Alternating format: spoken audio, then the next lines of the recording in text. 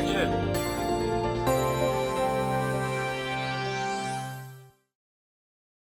Treasure Island's one of those stories that just grew up with. Who doesn't love Muppets Treasure Island? And her son one day brought home a 30-foot caravan, plonked it by the side of the house to put his train set in. Okay?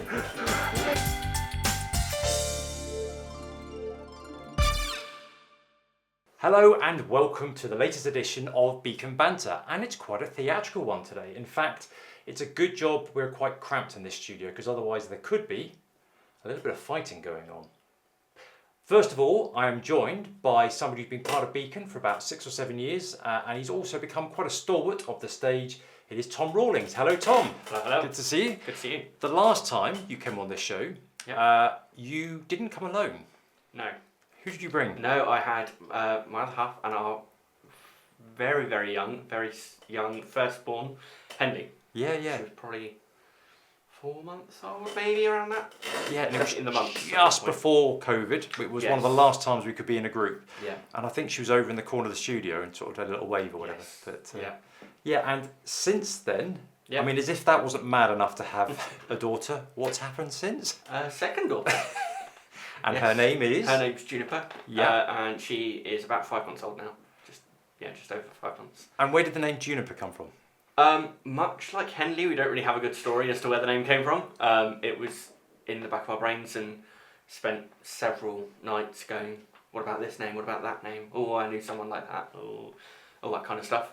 And just landed on Juniper. But the only place I can think I got it from is off a YouTube channel. Like just watching and someone mentioning the name Juniper. And it just stuck, in the back of the brain, yeah.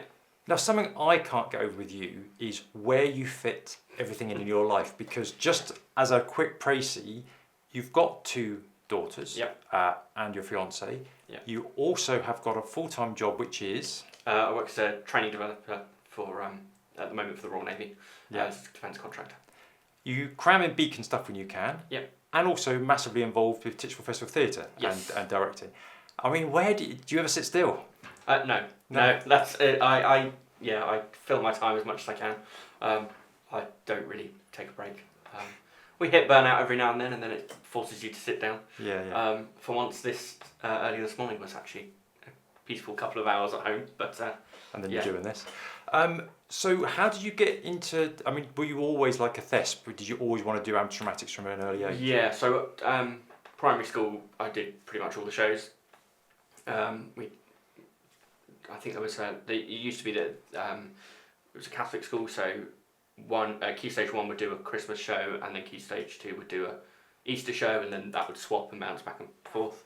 So doing like the school nativity and all that kind of stuff. And then in secondary school, carried that on.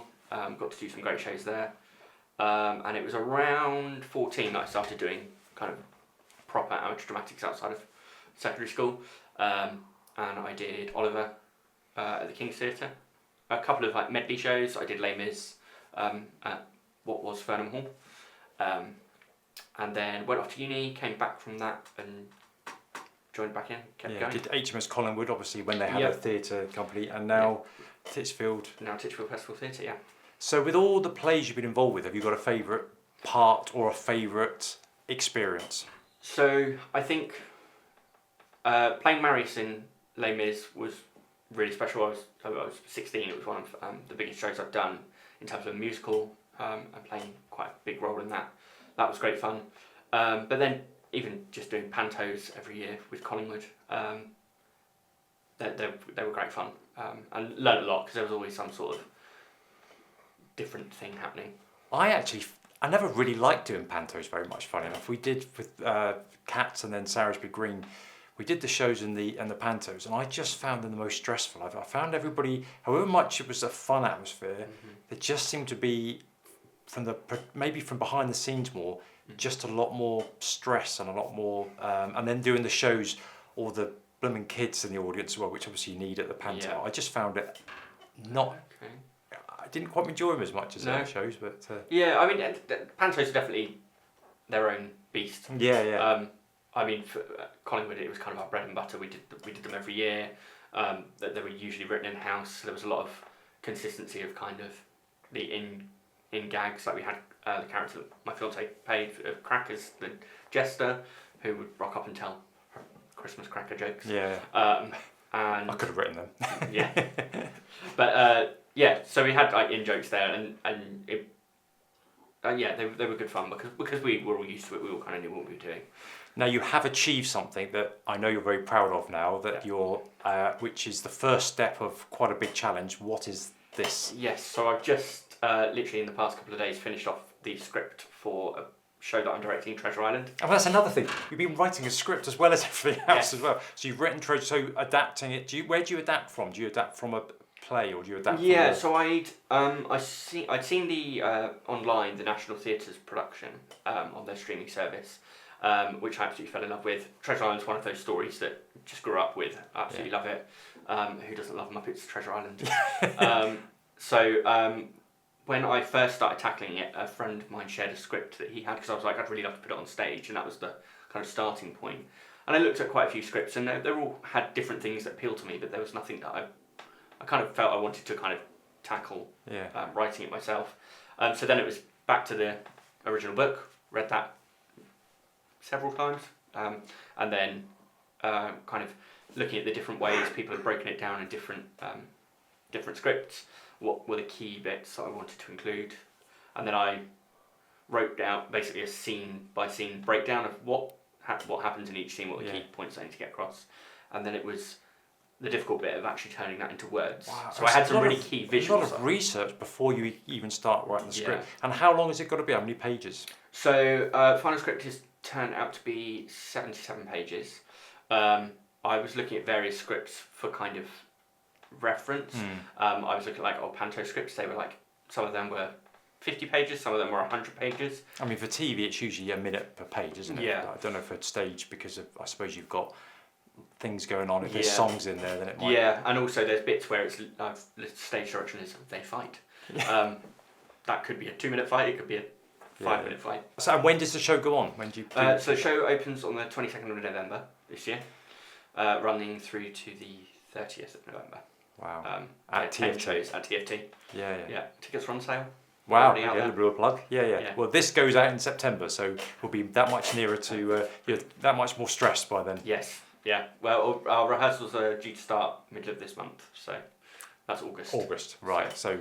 The rehearsals are well underway by now. Yes, and they're going fantastically. Yeah, of course. So with Beacon, you have also managed to. There was a little bit of a lull because you were so well. You had the baby coming as well, but you've just done something for us. What was that? Yes, the Bureau.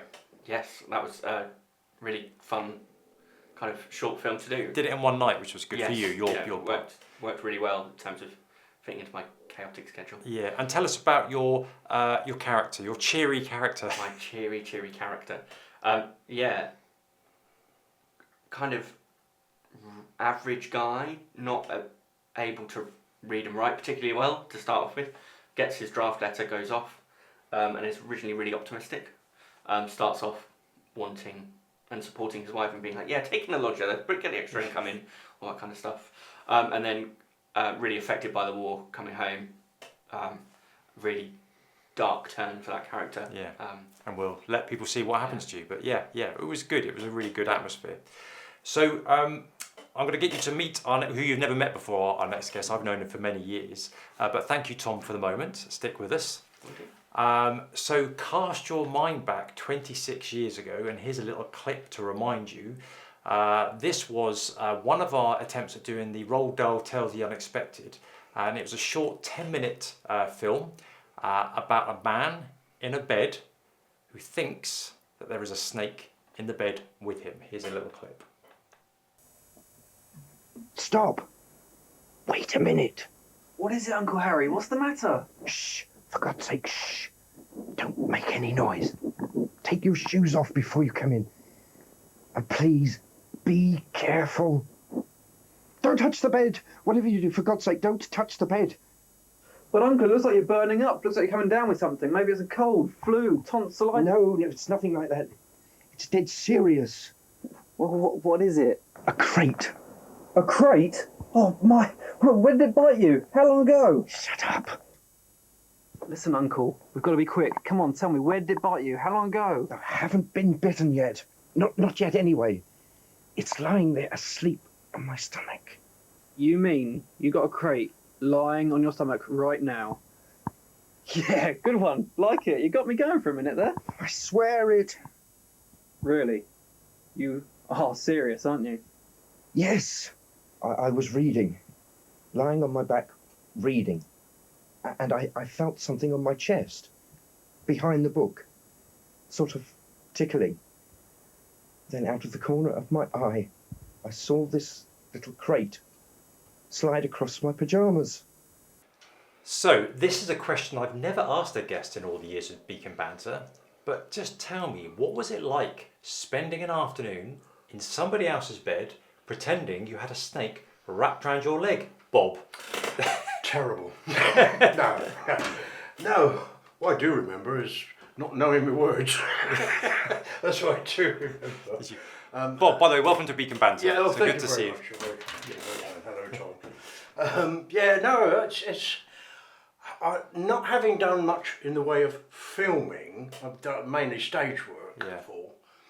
It was different. It was totally different. You know, I'm not used to this stop start thing too much. Although we did, as the Green Theatre, we did make a little film once. I remember you, which was very much that way. But anyway, no, what I do actually really remember is that I didn't know my lines.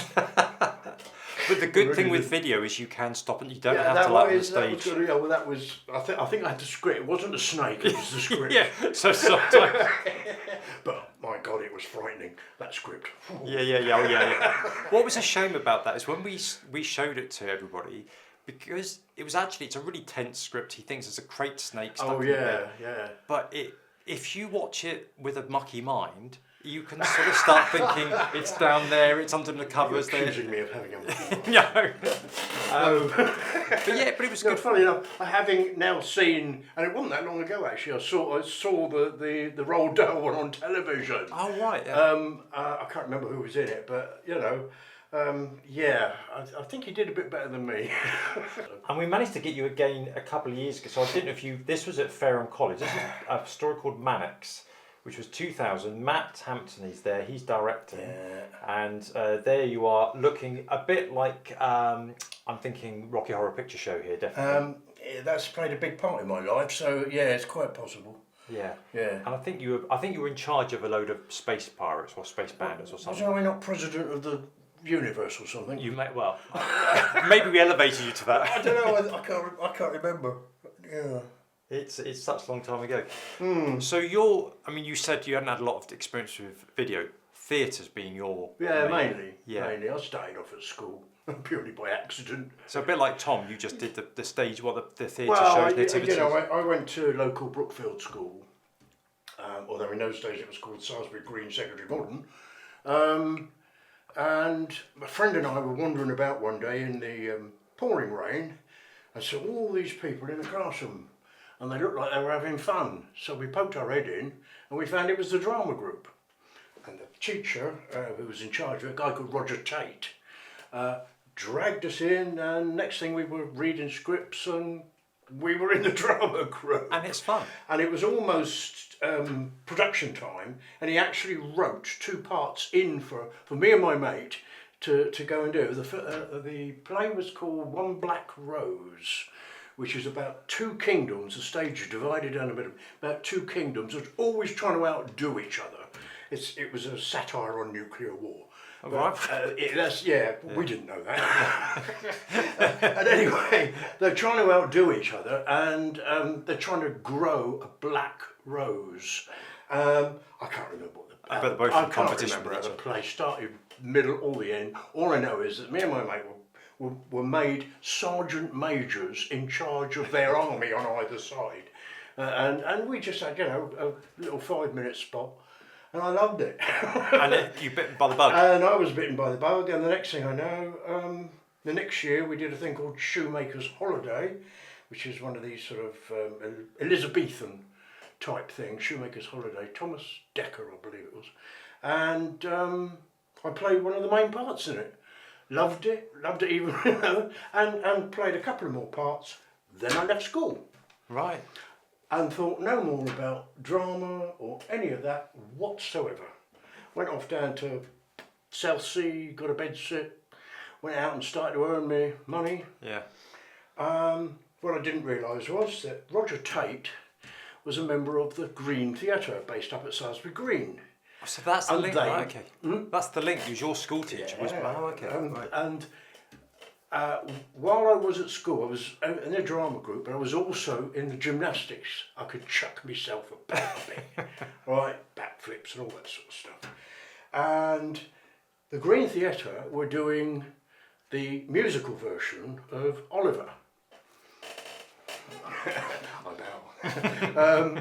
And they wanted somebody who could, I don't know, have a bit of stage presence and could throw themselves about a bit. Yeah, yeah.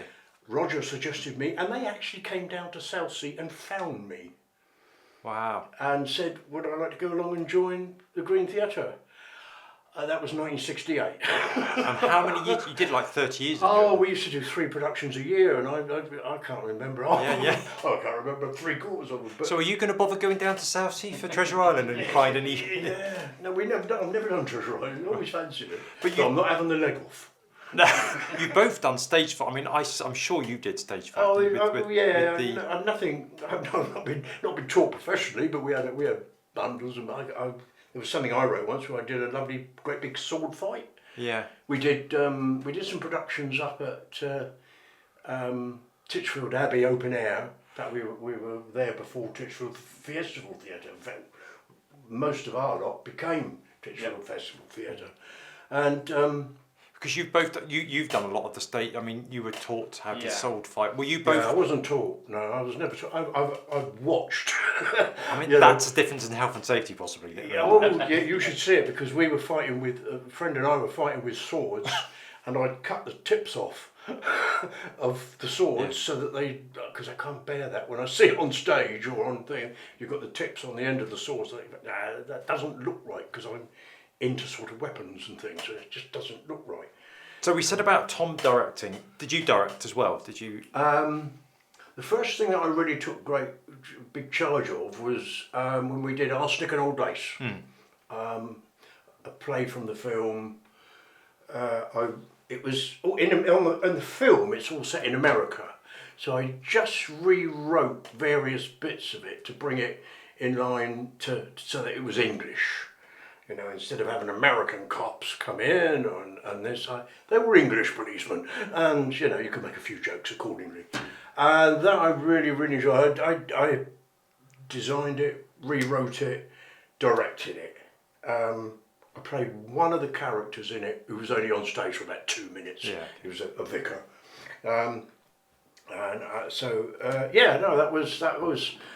That was the one I think that I'm most proud of. For that, our backstage crew built me a complete set. Beautiful set. Great big flats all round, doors, windows. What would you both say though? Is it for directing or acting? What do you find you enjoy the Well, most? to begin with, I enjoyed the acting. You know, big fish, little pond. Yeah, loved it. Now I got a bit fed up with it, learning all the lines and all that forever and ever, having to keep that in your head for months at a time. And I started to get into the backstage more of it, especially when some of our technicians that had been with the Green Theatre for a long time were forced via family commitments and jobs and things, were forced to sort of abandon us, so others had to take over, and I started to do lighting and sound and building props and whatever. And then I wanted to have a go at the directing bit, so I had a go at the directing bit. What about you? What do you find the most enjoyable?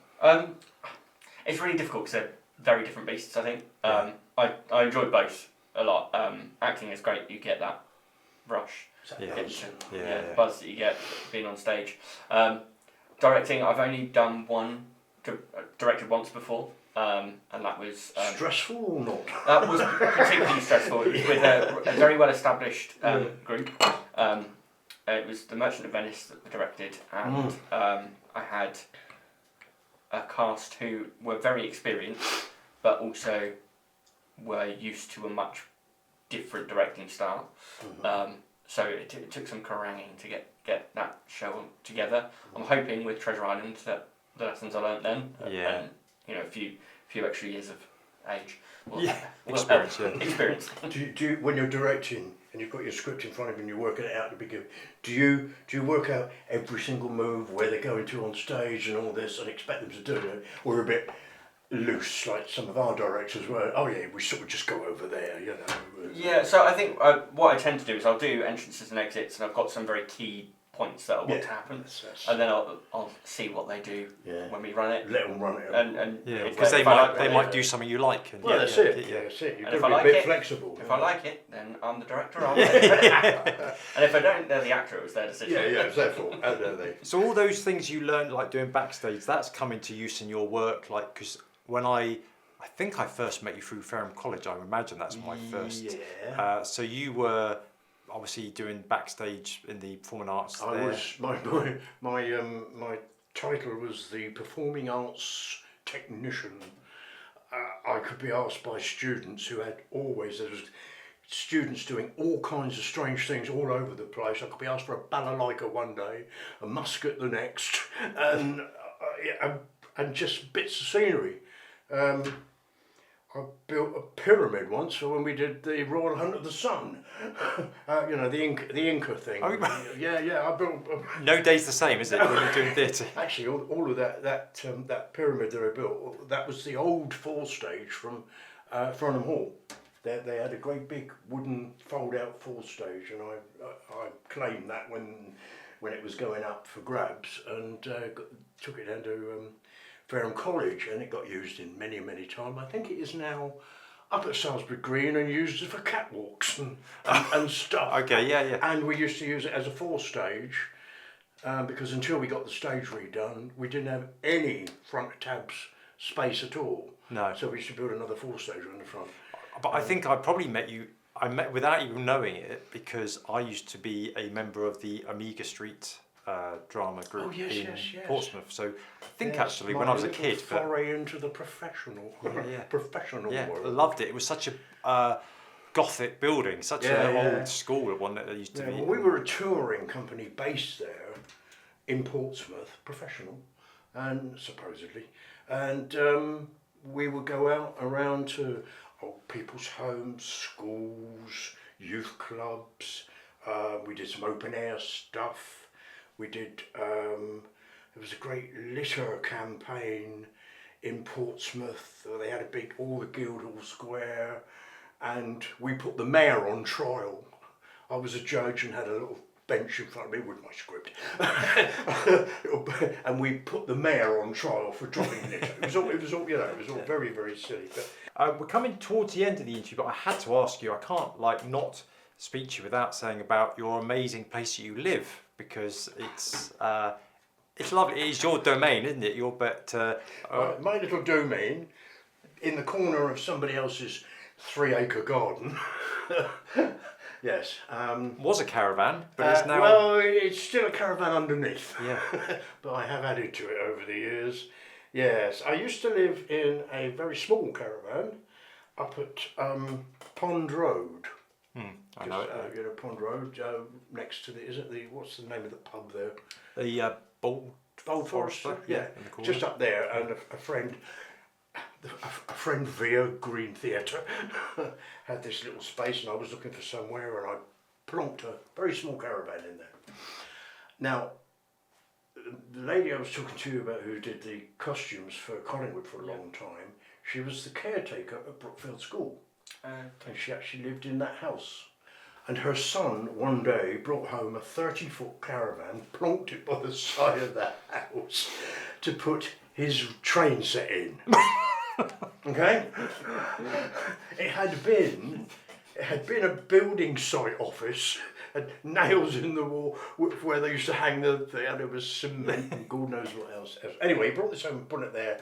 And funnily enough, the school complained, the neighbours complained, his mum complained, everybody complained. And at that time, the council had just found me in my little quite illegal caravan at Pond Road, and one of the members of the Green Theatre said, "We've got a bit of land, come on, bring your caravan down there." So what I did was a surreptitious swap. I gave Kenny, that was the guy, I gave him my, what was it? It was a 20-foot caravan. His train set. And for his 30-foot caravan, and I dropped that down to where they said I could put it, and lived in it quite happily there for 12 years. Then he decided that he was going to sell the piece of land I was on, and I had to go. Being friendly with the next door neighbours, I said, "What's the chances of bringing it across here?" "Yes," they said, "come on over." That was 32 years ago. It's brilliant. I just love it. As I say, it was just, it's an old, it's a 1966 Donington, we think. But it's a caravan that's made. It's not just stuck together slabs of insulation with stuff on the outside. It's actually got a wooden framework and a pitched roof, and it's very strong. And over the years, I've completely gutted it and done loads of insulation and all that. And then on the outside, insulation, clad it, so it sort of looks like a log cabin. It's brilliant. It is brilliant. Sort of looks like I've got my shed. But no, I've lived in the thing for 40 odd years. So Home. It's home. it's home. Oh yeah. Final question to both of you. For Beacon, what would be a good project to do, and what might be something you'd think, oh, I might get involved in that, or that would be something that'd be interesting? I wouldn't mind playing Sherlock Holmes. Yeah, okay. Right. You write a script? One of my heroes. Yeah. I retired a few years back, having done God knows how many shows that the Green Theatre did, and virtually anything that went on up at the community centre I got involved with, because I did lighting and that sort of stuff. And even in your retirement, you still, obviously, you're both on the committee of the parish room, Sarasbury, and you do your fair bit of... I'm very heavily into community. Yeah. Local community, it needs to be kept up, kept together. It's just a shame that up at the community centre now there's no drama group. Yeah. That is a big shame. If something was to happen, I'd